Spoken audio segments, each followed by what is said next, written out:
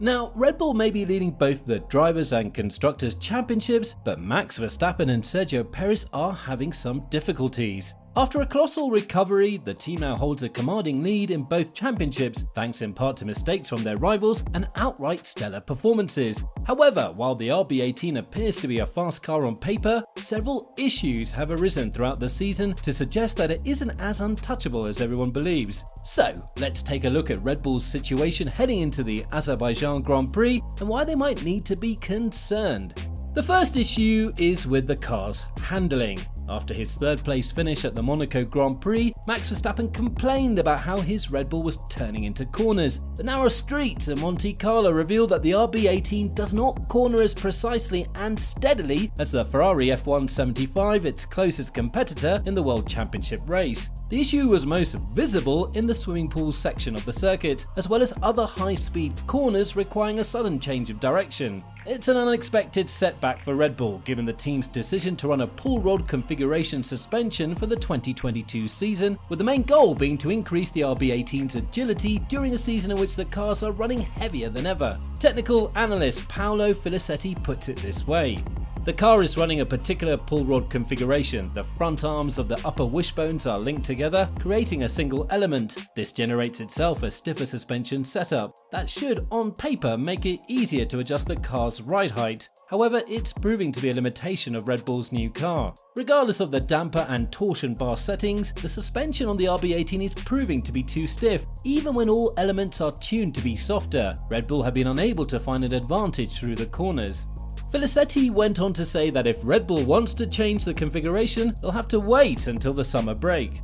Finding a solution while sticking to their initial design concept could prove tricky. The position of the wishbones may have to be adjusted, and thus a new position found for the pull rods. It is possible that a multi-link suspension system could be used, where the suspension is made up of several rods. Should Red Bull opt to do so, it means a significant change, one that cannot be implemented with ease to their race-winning car. A change of such proportions may have to wait until F1's summer break. However, that's not the only issue. At the Spanish Grand Prix, world champion Max Verstappen saw his final push in qualifying ruined by a malfunctioning DRS flap, which made him abort the lap. While Red Bull thought it had found a quick solution between qualifying and the race, the issue reappeared on Sunday, impeding the Dutchman's path to an unlikely victory after former leader Charles Leclerc retired. Red Bull's engineers threw themselves at the problem ahead of the Monaco Grand Prix in an attempt to solve it once and for all, and according to Chief Engineer Paul Monahan, the team has now learned its painful lessons and put a permanent fix in place. Our DRS problem was self-inflicted, I think if we're honest, so now we've learned our rather painful lessons. There is a sigh of relief after the work that some very clever people did, the research and the checks. They did a phenomenal job in a very short period of time. The challenge has changed from circuit to circuit, the wait time changes, the speed of opening changes, the conditions change. I'm confident, much happier based upon what we learned coming out of Spain. I suppose the galling part is the lesson we had to be handed on a silver platter, so yeah, take that one on the chin and move on.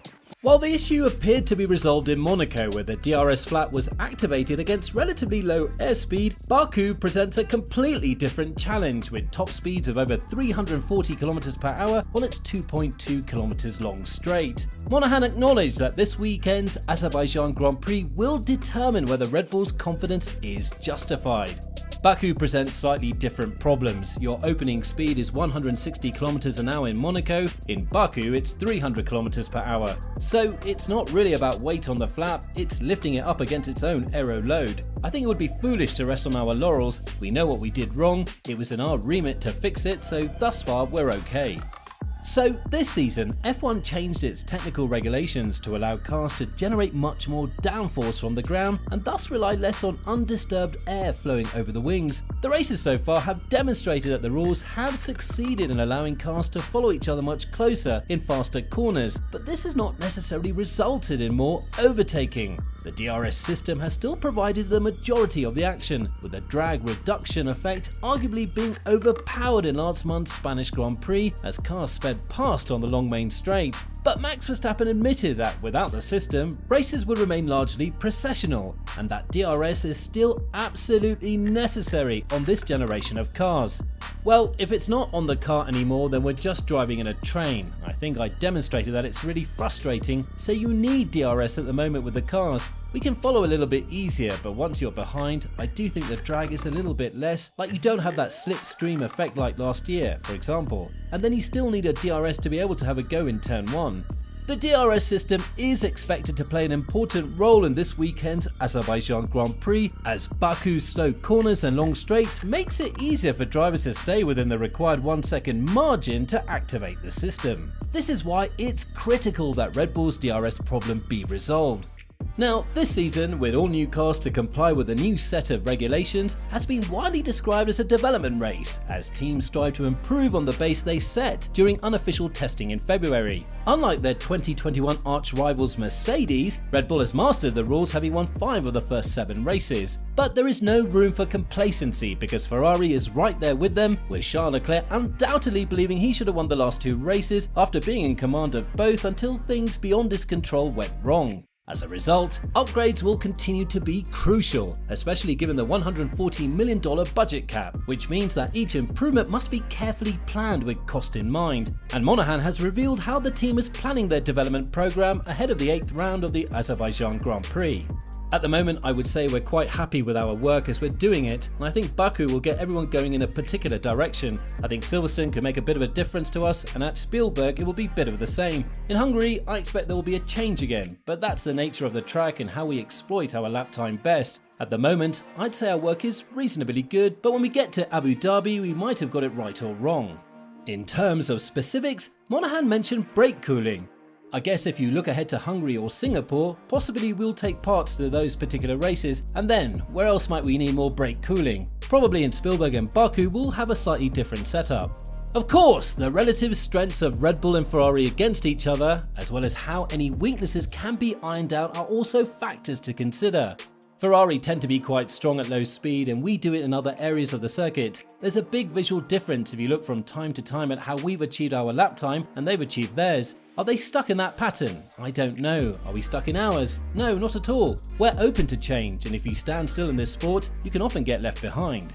Another issue that Red Bull may be concerned about is a feud within the garage. After the Spanish Grand Prix, some argue that Red Bull had already put all of their eggs in one basket by supporting Max Verstappen in the title race. But whether that was the case or not, Sergio Perez's victory in Monaco ensured that he couldn't be ruled out just yet. For the most part, Perez appeared to be more at ease of the 2 Red Bull drivers, and even his crash at the end of Q3 didn't faze him, as he took full advantage of Ferrari's strategic blunders to win his 3rd race of his career. It was also Perez's 2nd win for Red Bull, with the first coming in Baku 12 months ago, so he'll be returning to a venue with fond memories. Perez was extremely impressive around the Baku city circuit last year, turning a 6th place starting position into an eventual outright victory, albeit after Verstappen's tyre issues and Lewis Hamilton's brake magic moment took those 2 out of the equation. While some are concerned that the so far positive relationship between Verstappen and Perez will deteriorate if the Mexican continues to challenge the reigning champion, the 2 drivers have dismissed those concerns. And they're not alone. World champion Jenson Button has stated that he expects the relationship to remain cordial. I think Max is very sure of himself and he knows how talented he is. It was a great weekend for Checo, but it needs to be continually happening. This is the 2nd race win with Red Bull. You just look at how many Max has had. He's still very confident that he can do the job at every single race weekend, but with the added confidence of Checo, hopefully it will bring him a lot closer to Max and we'll see them going wheel to wheel a bit more. When asked if Red Bull will let Perez compete for the title, Button replied, "The team can't choose a favourite driver at this point. They're too close in points, so anything can happen this season. It's exciting to see them going wheel to wheel, and I love that we have that in this Formula 1 season, that it's not just teams getting behind one driver." So, what do you think? Will Sergio Perez's success affect his cordial relationship with teammate Max Verstappen? Do you agree with Paolo Filisetti's analysis of the RB18? Or should we take his words with a grain of salt? We'd love to hear from you in the comment section below. Thank you for watching. If you liked the video, please consider liking and subscribing to the channel, and don't forget to click the bell button to be notified of future videos.